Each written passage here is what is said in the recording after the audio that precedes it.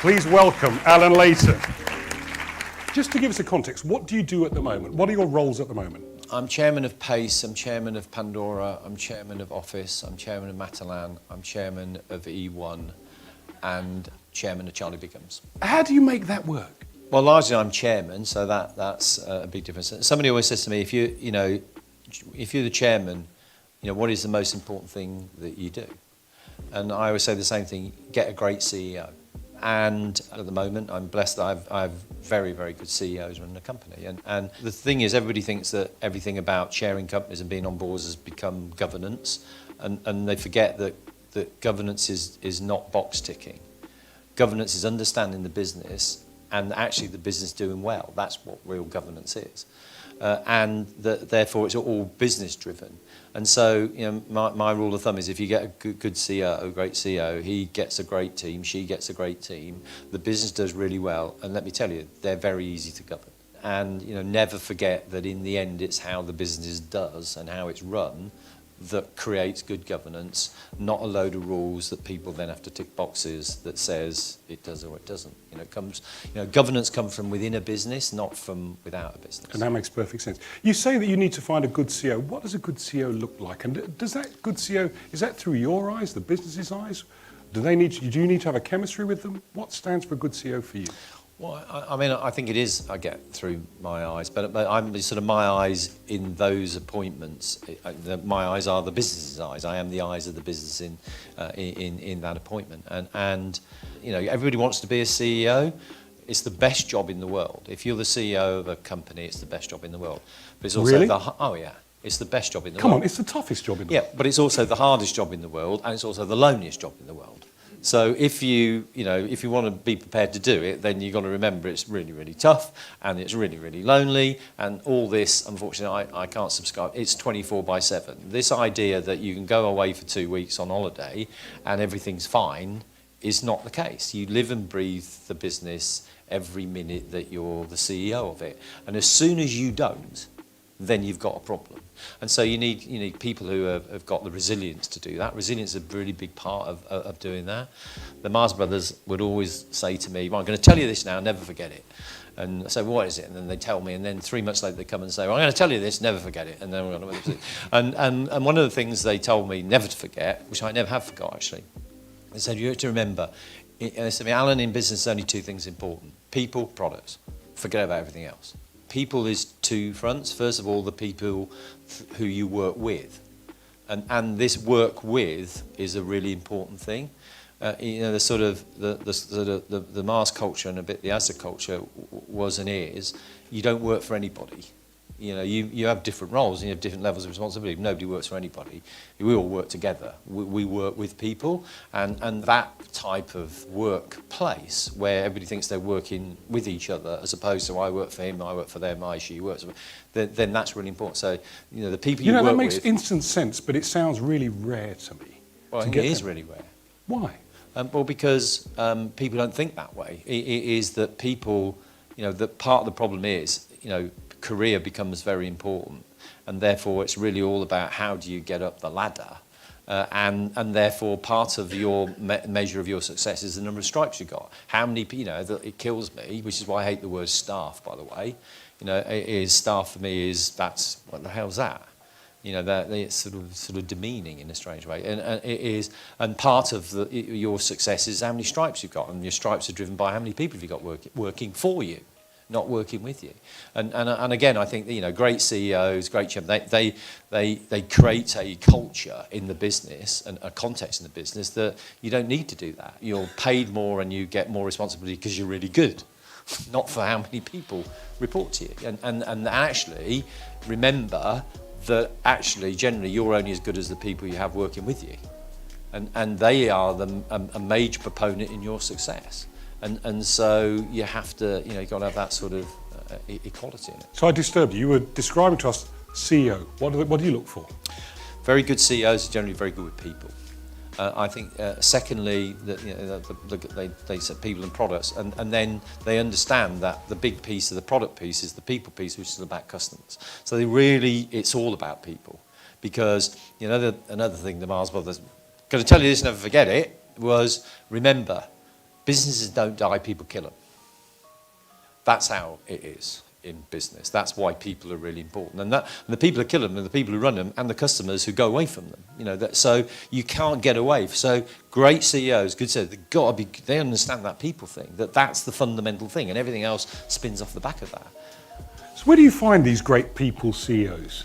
Well, largely I found a lot of them in Mars. You know, I sort of took a load of sort of two generations out of Mars with me in different places, and because you've got you have to have been brought up in the right way, and brought up in organisations who think like that, because it's not all that do. So that's one place. And secondly, generally in a lot of the companies, there's always, you know, I was saying there's always somebody in there. There's always one or two people in there, and you just got to find them, and and shape them a little bit, and push them through. And often people always think, oh, that's a bit risky. It's the least risky. The most important thing is get the right person. It doesn't matter how long they've been there, what colour they are, you know, if they're male or female, or what experience they've got. Experiences is the most important thing. I used to say to people, I know people who are, you know, my age, who are very experienced but have no experiences. And then I know people who are much younger, 25, 26, who've got great experiences, who are very capable of running things. And I think that's the other thing, you know, take the age out of it. The Mars culture is very young, you know, it's all about how good you are, not how many years you've been in it, how many people report to you, you know, all of that stuff. So let me take you right back then to the beginning. Because there aren't many people with a career in marketing who've got even into the C-suite, let alone chief executive, let alone chairman. Where did it all start? Well, because I was fortunate actually, because I was in marketing and sales, and I think that's quite a good combo, because, you know, one is really a lot of the thinking of how do you do something, how do you build a brand, how do you go to market, and of course the other one is you have to go and do it. And, you know, there's always two sides. You know, there's the brand piece and then there's the customer piece. And I think if you've got, you know, sort of knowledge of both, I think it's pretty good.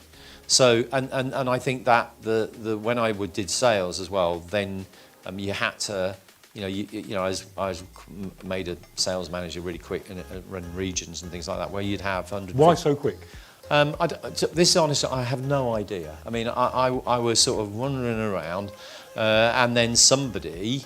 Obviously thought, you know, they might have something. Is it true? I got a phone call, and this was before mobile phones. I get a phone which is, can you phone this guy called Don Reed, who was the sales director at the time. So, you know, generally you phone him, you're in trouble. Oh God! So I get the phone, and Don said to me, look, we got this thing from America, and I said, yeah, what's it called? This is called management development. So, yeah. I said, we're ready. He said, it's a really good thing. It's called management development. Only if we're going to put a few people in the company in it, and we decided, well, you're going to go on it. So very good, thank you very much. And they said, what does it mean? And they said, what it means is you're in Slough on Monday, and you're going to be working in manufacturing. So I went to Slough and ran the Maltesers line. I mean, I haven't got a clue what I'm doing. And it was this sort of investment, I think, that you know, people... So moving you around the organisation? Yeah, no, I did not, you know, they said, we're going to try and get you to do every job in the company in the next 2 years. And so I did. And that's a really big thing to do, because, frankly, I was useless at 90% of them. And then I kept saying to them, well, I'm just not very good at this. And they said, that's not the point, idiot. Well, you know, the point Agreeing is with you'll you, understand, yes. You know, you'll understand all this stuff. So, what did you take from that, and how did that equip you? If in retrospect, it's always hindsight.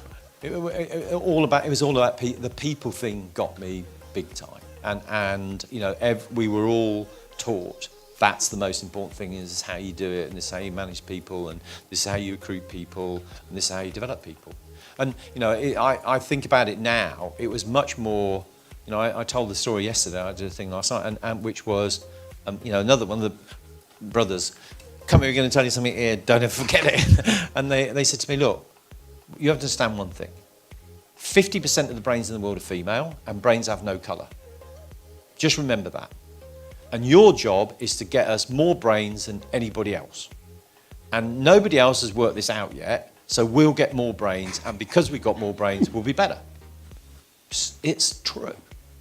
And so, now when I read all this stuff, where everybody's trying to, as if we have to have here's the reason we're doing diversity, here's the reason why we have to have a split between male and female.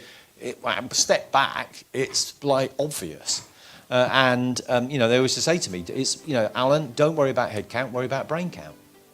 Don't count the heads, count the brains. And go in the meetings, look at the people, count the brains. It's a bit scary from time to time, but it's a different way of thinking about things, but it's so obvious, and then you think, well, actually, if you want to be successful and you want your business to be successful, that's what you've got to do. And it all goes back to the people. It's people, and then it's all the diversity of people, and it's the male and female, and actually, it's just common sense. How long did you stay at Mars? 18 years. When did you realise it was time to move?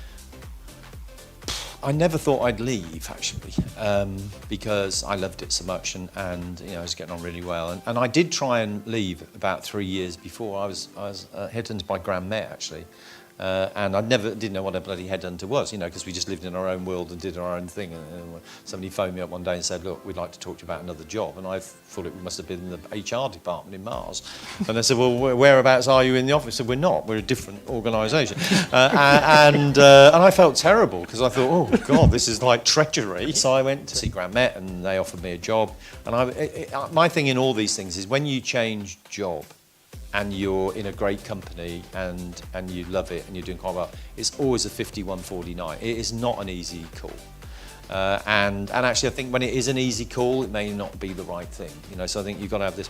Anyway, so I went and I thought, well, I'll have to tell the brothers because I was working for them at the time. And so I got me and I said, look, I just need to let you know I'm going to resign. I've got another job somewhere else. I said, really? I said, yeah. I said, okay, well, you better have a think about it. And they went out and they locked the door. And they left me in the room for 8 hours. They left me in the room for 8 hours. And then they came back 8 hours later, about 6:30. And they opened the door. And they said, so have you made your mind up? And I said, yeah. And they said, so you're going to stay, aren't you? I said, yeah.